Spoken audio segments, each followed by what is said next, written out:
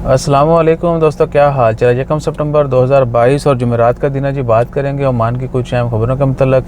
एक ख़बर तो है, इंडिया से जो ज़ाफ़रान के प्रोडक्ट्स हैं उनके ऊपर कहा गया कि ओमान फूड क्वालिटी सेंटर के मुताबिक कि उन ज़ाफ़रान की अशिया में केमिकल है, तो वो सेहत के लिए मुज़र है। लिहाजा जो मेड इन इंडिया ज़ाफ़रान की प्रोडक्ट है, ज़ाफ़रान जो है वो यूज़ मत करें। जैसे ही मज़ीद क्लैरिफिकेशन आती है इसके ऊपर तो वो भी शेयर कर दी जाएगी। अपना ख्याल रखिए। और दूसरा है, वीज़ा के जो फ़ाइन्स थे आज उनका लास्ट डे है। 1 सितंबर तक का टाइम था कि वीज़ा बगैर जुर्मानों के आप रीन्यू कर सकते हैं।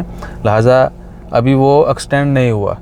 अगर एक्सटेंड हुआ या जो भी नई अपडेट हुई वो शेयर कर दी जाएगी। और कल से जो है वीज़ा अगर आपने रीन्यू करना है तो आपको जुर्माना देना होगा, तभी आपका वीज़ा रीन्यू होगा। और दूसरी चीज़ ये भी कि जो लोग परमानेंटली छोड़ना चाहते हैं, बहुत सारे लोग आउट पास का पूछते हैं। आउट पास ओपन नहीं है, लेकिन आप मिनिस्ट्री ऑफ लेबर से रिक्वेस्ट करके आउट पास ले सकते हैं। और इसके अलावा ये भी कि अगर आपके ऊपर फ़ाइन होते हैं तो फिर वो आउट पास से पहले आपको कुछ ना कुछ जो है ना कुछ पे करना पड़ता है।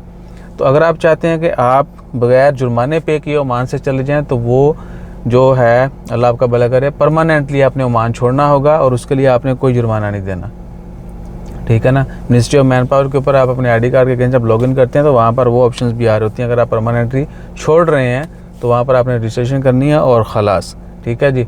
और उसके लिए कोई जुर्माना नहीं देना, लेकिन शर्त यही है कि आपने हमेशा के लिए छोड़ना है। आप दोबारा ओमान में वर्क वीज़ा पे नहीं आ सकते, ठीक है जी। और इसके अलावा जैसे कोई मज़ीद अपडेट्स आती हैं वो भी शेयर करते हैं। अपना ख्याल रखिएगा, दुआ में याद रखिएगा। जज़ाकल्लाह, अल्लाह हाफ़िज़।